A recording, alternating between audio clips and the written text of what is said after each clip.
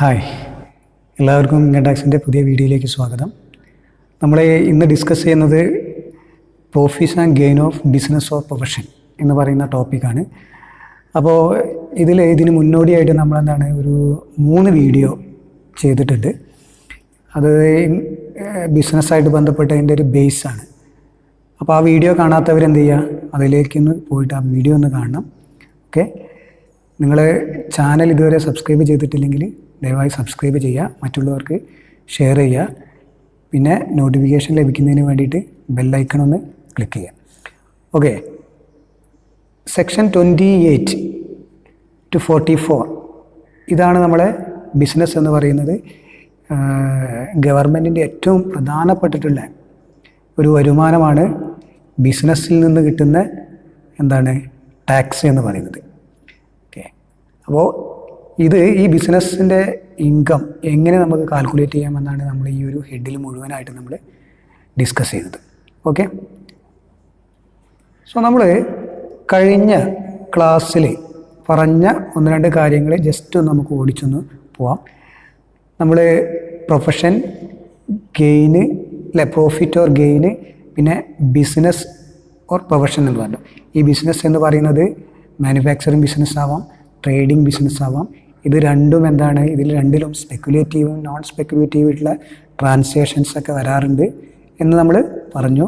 പിന്നെ അതുപോലെ തന്നെ പ്രൊഫഷൻ എന്ന് പറഞ്ഞാൽ അതിന് എക്സാമ്പിളായിട്ട് നമ്മൾ പറഞ്ഞിട്ടുണ്ടായിരുന്നു lawyer, doctor, engineer, accountant, tax practitioner, even teacher.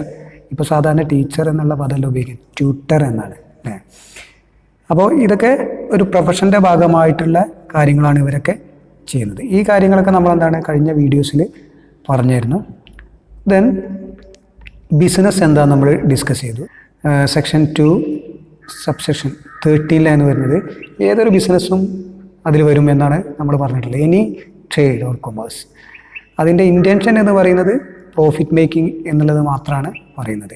അത് രജിസ്റ്റേർഡ് ആയിക്കോട്ടെ, അൺരജിസ്റ്റേർഡ് ആയിക്കോട്ടെ, speculative or not, even illegal business വരെ ടാക്സിൻ്റെ വ്യൂ പോയിന്റിൽ നോക്കുകയാണെങ്കിൽ അതിന് കിട്ടുന്ന വരുമാനത്തിന് നമ്മൾ എന്ത് ചെയ്യണം, ടാക്സ് കൊടുക്കണം. അതിൻ്റെ നിയമവശങ്ങളൊക്കെ വേറെ. ഓക്കെ,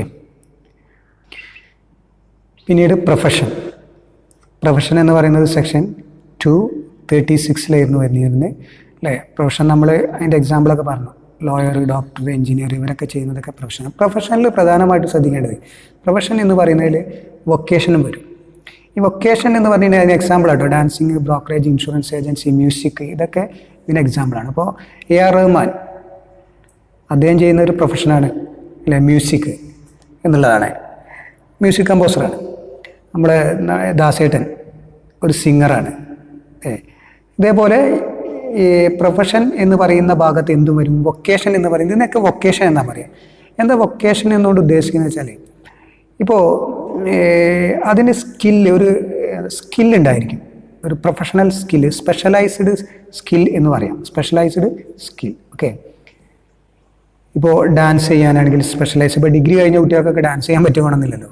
അല്ലെങ്കിൽ അങ്ങനത്തെ മാനദണ്ഡം എന്ന് പറയുന്നത് ഇൻബോൺ ആയിട്ടുള്ള ടാലൻ്റ് ആയിട്ടുള്ള കുറേ ആളുകളൊക്കെ ഉണ്ടായിരിക്കും. സോ പാട്ട് പാടുക, അതുപോലെ ഡാൻസ് ചെയ്യുക, വീണ വായിക്കുക അല്ലേ, ഇപ്പോൾ കീബോർഡ്, ഇങ്ങനെ ഒരുപാട് കാര്യങ്ങൾ, സ്പെഷ്യലൈസ്ഡ് സ്കില്ല്.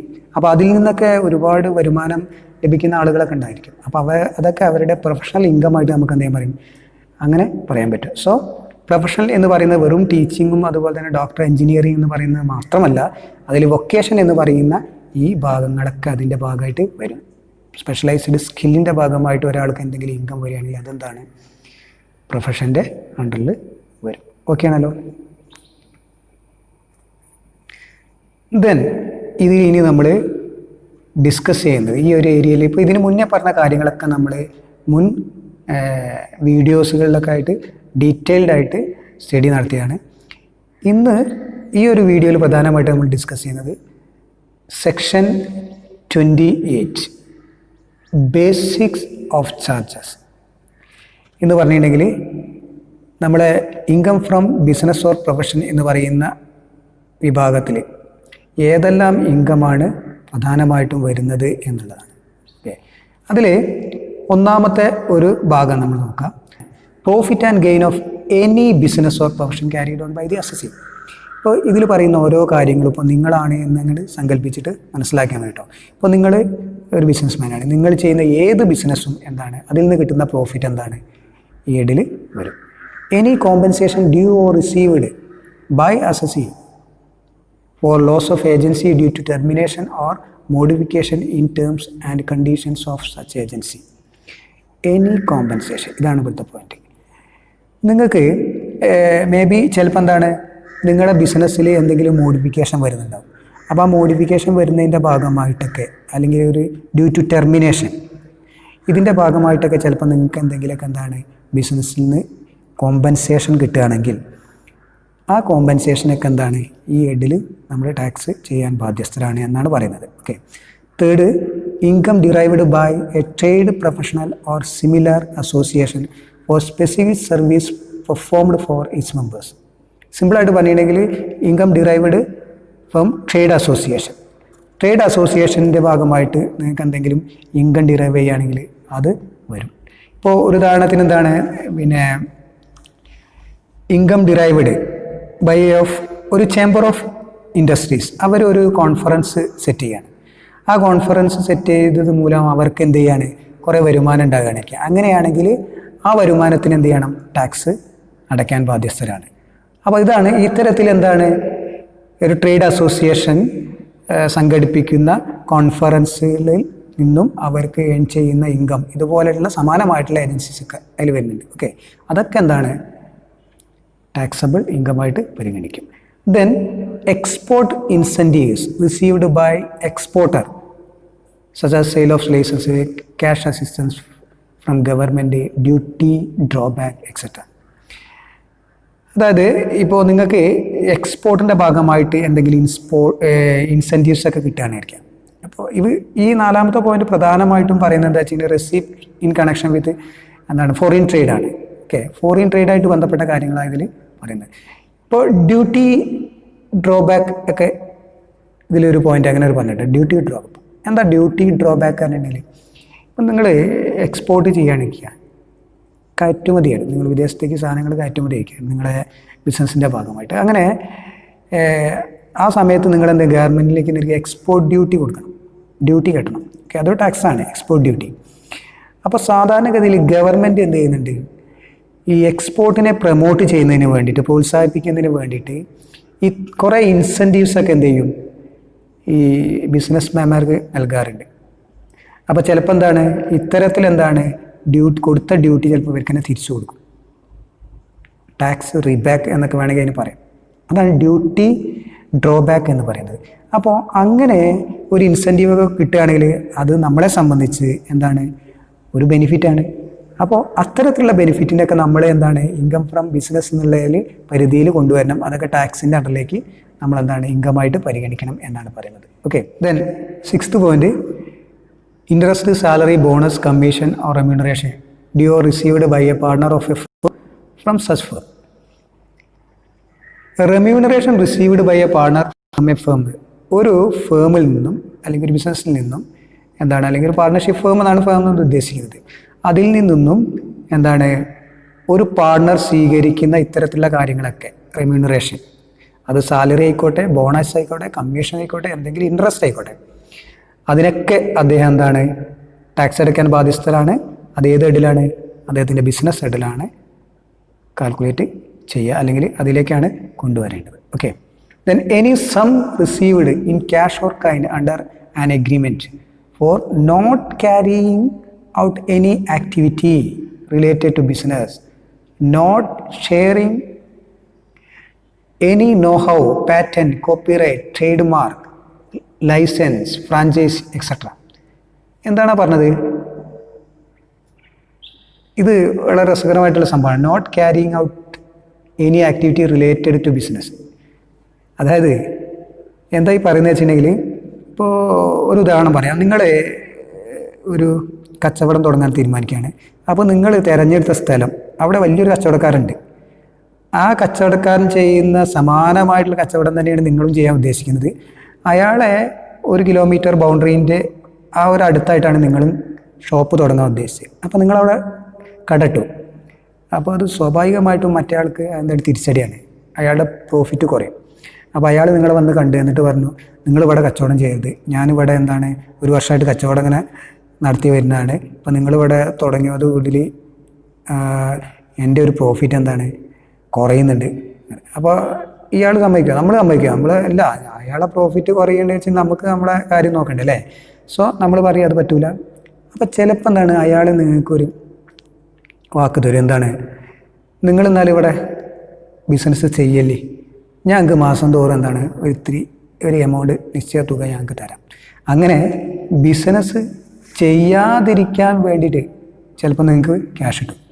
അങ്ങനെ എന്തെങ്കിലും ക്യാഷ് കിട്ടേണ്ടത്, അതാണ് not carrying out any activity related to ബിസിനസ്സായിട്ട് ബന്ധപ്പെട്ട എന്തെങ്കിലും, ബിസിനസ് തന്നെ ആണെന്നില്ല, അതായിട്ട് ബന്ധപ്പെട്ട എന്തെങ്കിലും ചെയ്യാതിരിക്കുന്നതിന് വേണ്ടിയിട്ട് നിങ്ങൾക്ക് any sum received in cash or kind, ക്യാഷായിട്ടോ കൈൻഡായിട്ടോ അതല്ലാതെയോ നിങ്ങൾക്ക് എന്തെങ്കിലും എന്താണ് കിട്ടുന്നുണ്ടെങ്കിൽ അതും എന്താണ് ഈ ഹെഡിൽ ടാക്സ് ചെയ്യും.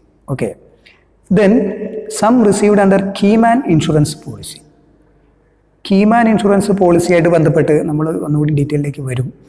ഈ സംഭവത്രേ ഉള്ളൂ. കീമാൻ ഇൻഷുറൻസ് പോളിസി എന്ന് പറഞ്ഞാൽ എല്ലാ ബിസിനസ് സ്ഥാപനത്തിലും ഒരു കീ മാൻ ഉണ്ടാവും. കീ മാൻ, ഈ വേർഡ് തന്നെ നോക്കിയാൽ മതി, കീ മാൻ. എന്താ കീ മാൻ എന്ന് പറഞ്ഞിട്ടുണ്ടെങ്കിൽ അയാളായിരിക്കും ആ ബിസിനസ് സ്ഥാപനത്തിൻ്റെ most valuable person of that particular business എന്ന് പറഞ്ഞിട്ടുണ്ടെങ്കിൽ അയാൾ ഇല്ലാത്തൊരവസ്ഥ, ആ അവസ്ഥയെക്കുറിച്ച് ആ ബിസിനസ് സ്ഥാപനം ചിന്തിക്കാൻ പോലും പറ്റില്ല. അപ്പോൾ എന്ത് ചെയ്യും, ബിസിനസ് സ്ഥാപനം അയാളുടെ പേരിൽ എന്ത് ചെയ്യാണ്, ഇൻഷുറൻസ് എടുക്കും. കാരണം എന്താണ്, അയാളുടെ അഭാവത്തിൽ എന്തെങ്കിലും നഷ്ടം, അല്ലെങ്കിൽ അയാളുടെ അഭാവത്തിൽ ബിസിനസ് ഉണ്ടാകുന്ന ഒരു വലിയ നഷ്ടം, അത് ഒരു പരിധി വരെ തടയുന്നതിന് വേണ്ടിയിട്ട് അയാൾക്കെതിരെ ഒരു ഇൻഷുറൻസ് കവറേജ് എടുത്തിട്ടുണ്ടെങ്കിൽ ആ സമയത്ത് എന്താണ് അത് കിട്ടി അത് മേക്കപ്പ് ചെയ്യാൻ പറ്റും എന്നുള്ളതാണ് അവരുടെ ഒരു ധാരണ. ഓക്കെ. ഇത് പല സ്ഥാപനങ്ങളിലും നടക്കുന്നു. ഫോർ എക്സാമ്പിൾ നമുക്ക് ഇപ്പോൾ റിലയൻസ്, ഈ റിലയൻസിൻ്റെ ഒക്കെ ഒരു കീമാൻ ആരായിരിക്കും നിങ്ങൾക്ക് ഊഹിക്കാം അല്ലേ. അങ്ങനെ ഓരോ എന്താണ് നമ്മുടെ ഇൻഡസ്ട്രീസ് എടുക്കുകയാണെങ്കിൽ അതിൽ കീമാൻ ഉണ്ടാവും. സാധാരണഗതിയിൽ ഈ എംപ്ലോയീസ് എന്ന് പറയുന്നത് പ്രധാനപ്പെട്ട എന്താണ് അസറ്റായിട്ട് ട്രീറ്റ് ചെയ്തുകൊണ്ട് സാധാരണ ബിസിനസ് സ്ഥാപനങ്ങളൊക്കെ എന്ത് ചെയ്യാറുണ്ട്, എംപ്ലോയീസിൻ്റെ പേരിലൊക്കെ ഈ പോളിസി എടുക്കാറുണ്ട്. ഓക്കെ. സോ കീമാൻ എന്ന് പറയുന്നതിൽ മോസ്റ്റ് വാല്യുബിൾ പേഴ്സൺ, അത് എംപ്ലോയീസും വരാം. ഓക്കെ. ഇപ്പോൾ ഫിലിമൊക്കെ പ്രൊഡ്യൂസ് ചെയ്യുമ്പോൾ ഫിലിമിൻ്റെ പ്രൊഡ്യൂസേഴ്സൊക്കെ എന്ത് ചെയ്യാറുണ്ടെന്നോ, അതിൻ്റെ പ്രധാന നടനെ അല്ലെങ്കിൽ നടിയൊക്കെ വെച്ചിട്ട് എന്ത് ചെയ്യാറുണ്ട്, അല്ലെങ്കിൽ അവർക്കൊക്കെ വേണ്ടിയിട്ട് ഇൻഷുറൻസ് എടുക്കാറുണ്ട്. അതൊക്കെ ഈ ഒരു ബേസിലാണ്. ഇപ്പോൾ ഒരു ഉദാഹരണം നോക്കിയാൽ നിങ്ങൾ ബാഹുബലി നമ്മളൊരു അറിവ് വെച്ച് നോക്കുകയാണെങ്കിൽ ഒരു 2, 3, 4 വർഷമൊക്കെയാണ് നമ്മൾ പ്രഭാസ് അതിന് വേണ്ടിയിട്ട് അദ്ദേഹത്തിൻ്റെ കരിയറിലെ ആ ലൈഫിന് മാറ്റി വെച്ചത്. 2 ഭാഗങ്ങളായിട്ട് ബാഹുബലി ഇറങ്ങിയിട്ടുണ്ടല്ലോ അല്ലേ. സോ ആ 1ാമത്തെ ഭാഗം ഇറങ്ങി അല്ലെങ്കിൽ 2ാമത്തെ ഭാഗം കംപ്ലീറ്റ് ചെയ്യുന്നതിൻ്റെയൊക്കെ മുന്നായിട്ട് ഇൻ കേസ് എന്തെങ്കിലുമൊക്കെ ആ ഒരു കീമാൻ അല്ലെങ്കിൽ ആ വ്യക്തിക്ക് സംഭവിക്കുകയാണെങ്കിൽ വലിയൊരു നഷ്ടം തന്നെ, കോടിക്കണക്കിന് വന്നിട്ടുണ്ട് ആ ഫിലിമൊക്കെ, വലിയൊരു നഷ്ടം വരും അവിടെ.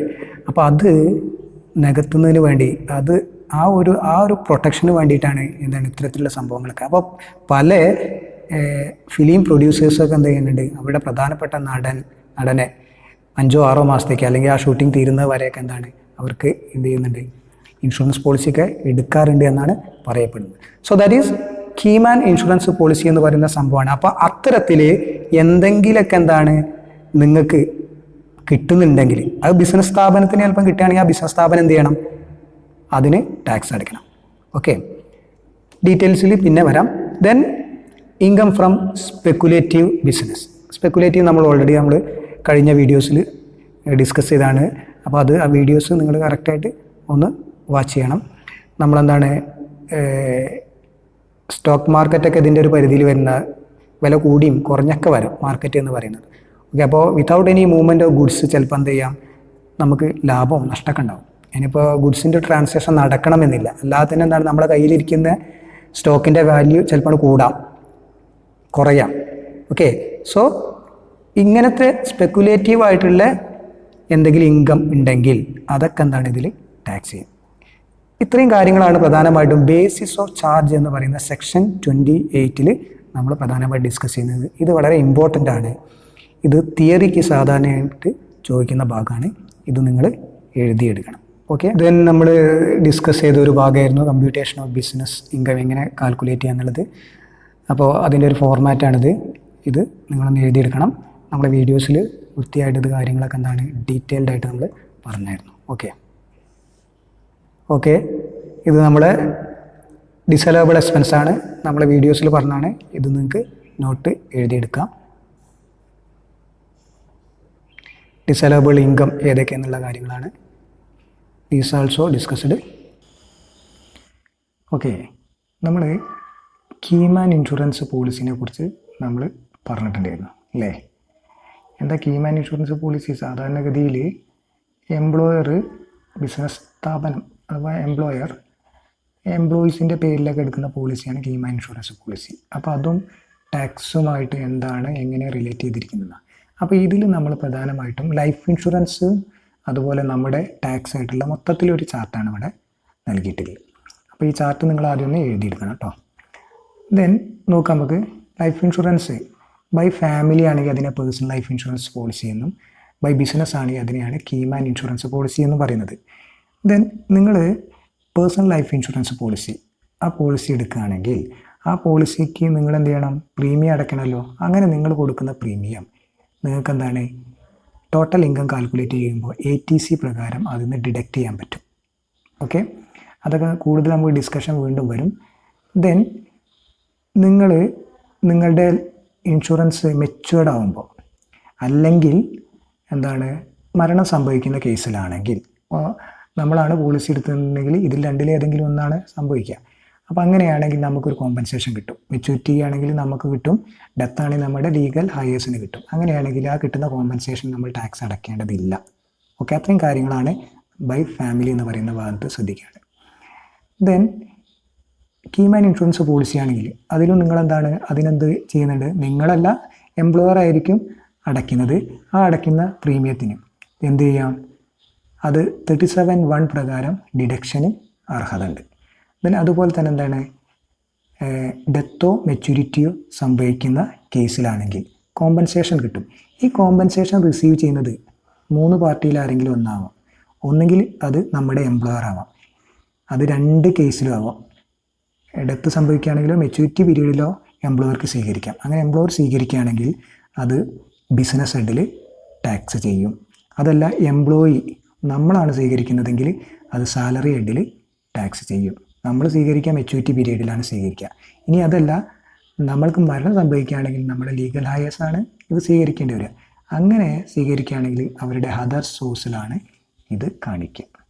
ഓക്കെ ആണല്ലോ? ഇത്രയും കാര്യങ്ങളാണ് ജനറലായിട്ട് ലൈഫ് ഇൻഷുറൻസ് പോളിസിയും ടാക്സും തമ്മിലുള്ള ഒരു ബന്ധം.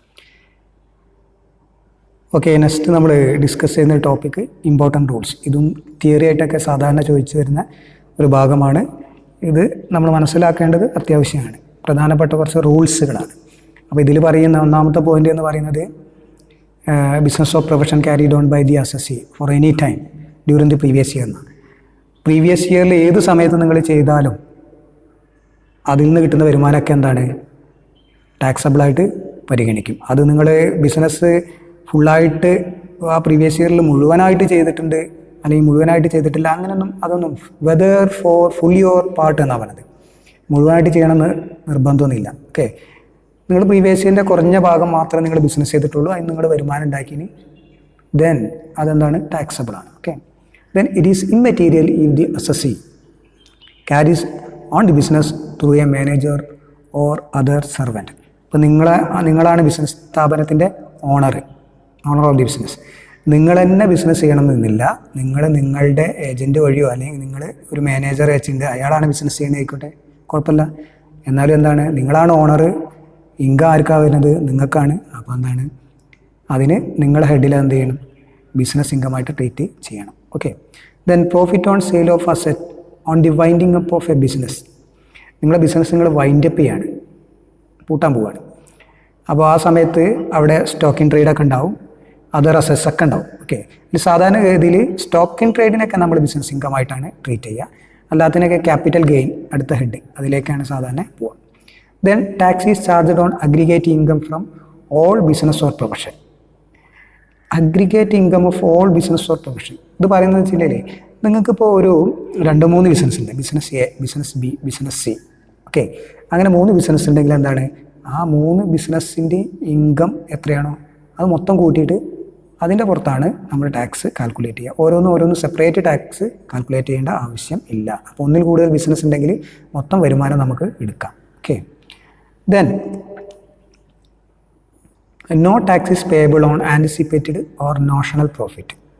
നോഷണൽ പ്രോഫിറ്റ് അല്ലെങ്കിൽ ആൻറ്റിസിപ്പേറ്റഡ് പ്രോഫിറ്റ് എന്നൊക്കെ പറഞ്ഞിട്ടുണ്ടെങ്കിൽ നമ്മളെന്താണ്, ഭാവിയിൽ നമുക്ക് ഇത്ര വരുമാനം ഉണ്ടാകും എന്ന് നമ്മൾ എന്ത് ചെയ്യാണ്, മുൻകൂട്ടി നമ്മൾ കാണുകയാണ്. അല്ലെങ്കിൽ ആ പ്രോഫിറ്റ് അതിന് നമുക്ക് എന്താണ് ടാക്സ് അടയ്ക്കേണ്ട ആവശ്യമില്ല. യഥാർത്ഥത്തിൽ എത്രയാണോ കിട്ടിയത് അതിന് ടാക്സ് അടച്ചാൽ മതി. Loss computed under illegal business cannot be set off against the profit of legal business. ഇതെന്താ പറയുന്നത് വെച്ചിട്ടുണ്ടെങ്കിൽ, നിങ്ങൾക്ക് ഒരു ഇല്ലീഗൽ ബിസിനസ് ഉണ്ടായിരിക്കുക, സ്മഗ്ലിങ് അല്ലേ, narcotics is a dirty business അല്ലേ, നമ്മളെ ലാലേട്ടൻ പറഞ്ഞ ഓർമ്മയുണ്ടല്ലോ അല്ലേ. ഒരു ഇല്ലീഗൽ ബിസിനസ്സാണ്. ഇല്ലീഗൽ ബിസിനസ്സിന് ലാഭമോ നഷ്ടമൊക്കെ ഉണ്ടാവാം. ഓക്കെ, നഷ്ടം ഉണ്ടാവുകയാണെങ്കിൽ അത് എന്ത് ചെയ്യാൻ പറ്റില്ല, ലീഗൽ ബിസിനസ്സിൽ നിന്നും സെറ്റ് ഓഫ് ചെയ്യാൻ പറ്റില്ല. സെറ്റ് ഓഫ് ചെയ്യുകയാണെങ്കിൽ ഒരു നഷ്ടത്തെ നമുക്ക് ലാഭത്തിൽ നിന്ന് എന്ത് ചെയ്യാം, കുറച്ചെടുക്കാൻ പറ്റും. ബാക്കി ഇൻകത്തിന് ടാക്സ് കൊടുത്താൽ മതി. അതിനെയാണ് സെറ്റ് ഓഫ് എന്ന് പറയാം. ഓക്കെ, സോ ഒരിക്കലും എന്ത് ചെയ്യാൻ പറ്റില്ല, illegal business cannot be set off. അതെന്ത് ചെയ്യാൻ പറ്റില്ല, അത് സെറ്റ് ഓഫ് ചെയ്യാൻ പറ്റില്ല. Okay, then award received to professional sportsman is taxable under the head professional income. ഒറ്റ ഹെഡിൻ്റെ ഉള്ളൂ. ഏതിലാണ്, പ്രൊഫഷണൽ ഇൻകം ആയിട്ടാണ്. നമ്മൾ ബിസിനസ് ഇൻകം ഉണ്ട്, പ്രൊഫഷണൽ ഇൻകം സെപ്പറേറ്റ് ആയിട്ടാണ് കാണുന്നത്. Professional income. ഓക്കെ, അപ്പോൾ എന്താണ്, ഒരു പ്രൊഫഷണൽ സ്പോർട്സ്മാന് എന്തെങ്കിലുമൊക്കെ അവാർഡ് സ്വീകരിച്ചിട്ടുണ്ടെങ്കിൽ അതൊക്കെ ഇതിൽ വരും എന്നാണ് പറഞ്ഞത്. പ്രൊഫഷണൽ ഇൻകത്തിലാണ് വേണ്ടത്, ബിസിനസ്സിലല്ല. Okay, speculative business is to be kept separately. Its loss can be set off only against speculative income. നമ്മൾ ഓൾറെഡി ഇത് ഡിസ്കസ് ചെയ്ത കാര്യമാണ്. സ്പെക്കുലേഷൻ ലോസ് എന്ന് പറയുന്നത് സ്പെക്കുലേഷൻ ഇൻകത്തിൽ നിന്ന് മാത്രമേ കുറയ്ക്കാൻ പറ്റുള്ളൂ, വേറെ ഇൻകത്തിൽ നിന്ന് പോയിട്ട് എന്താണ് കുറയ്ക്കാൻ പറ്റില്ല എന്നർത്ഥം. ഓക്കെ, അപ്പോൾ സെറ്റ് ഓഫ് റൂൾ നമ്മളിനി വരുന്ന ക്ലാസ്സുകളിലൊക്കെ ആയിട്ട് നമ്മൾ പഠിക്കും. അപ്പോൾ നിങ്ങൾക്ക് ഡീറ്റെയിൽഡ് ആയിട്ട് മനസ്സിലാവും. Okay, then expenses for earning income are allowed as deduction. നിങ്ങൾക്ക് ഇൻകം ഏൺ ചെയ്യാൻ വേണ്ടിയിട്ട് എന്തെങ്കിലും എക്സ്പെൻസ് നിങ്ങൾക്ക് വന്നിട്ടുണ്ടെങ്കിൽ അതൊക്കെ എന്ത് ചെയ്യാൻ പറ്റും, അതൊക്കെ നിങ്ങൾക്ക് കുറയ്ക്കാൻ പറ്റും, ഡിഡക്റ്റ് ചെയ്യാം. അലൗവബിൾ എക്സ്പെൻസ് ആണ് എന്നാണ് പറയുന്നത്. Okay, then expenses incurred prior to setting up of business will not be deducted. നിങ്ങളെ ബിസിനസ്സിൻ്റെ മുന്നേ ഉള്ള എന്തെങ്കിലും എക്സ്പെൻസ് ഉണ്ടെങ്കിൽ, ബിസിനസ് സെറ്റപ്പ് ചെയ്യുന്നതിന് മുന്നേ, അതാണ് പ്രയർ ടു സെറ്റപ്പ് എന്ന് പറയുന്നത്. അതിന് മുന്നേ എന്തെങ്കിലും എക്സ്പെൻസ് ഉണ്ടെങ്കിൽ അത് ഇവിടുന്ന് സെറ്റപ്പ് ചെയ്യാൻ പറ്റില്ല, അല്ലെങ്കിൽ ഇവിടുന്ന് ഡിഡക്റ്റ് ചെയ്യാൻ പറ്റില്ല. ഓക്കെ, സോ ഇത്രയും കാര്യങ്ങൾ ഇമ്പോർട്ടൻ്റ് ആയിട്ടുള്ള റൂൾസാണ്. സോ ഈ കാര്യങ്ങൾ നമ്മളെ മനസ്സിൽ ഉണ്ടായിരിക്കണം ഓരോ കണക്ക് ചെയ്യുമ്പോഴും. സോ ഇത്രയും കാര്യങ്ങളാണ് നമ്മൾ ഈ വീഡിയോസിൽ നമ്മൾ ഉൾപ്പെടുത്തുന്നത്. ബാക്കി ഡീറ്റെയിൽസുകളൊക്കെ അടുത്ത വീഡിയോയിൽ നമുക്ക് വരാം. Okay, thank you.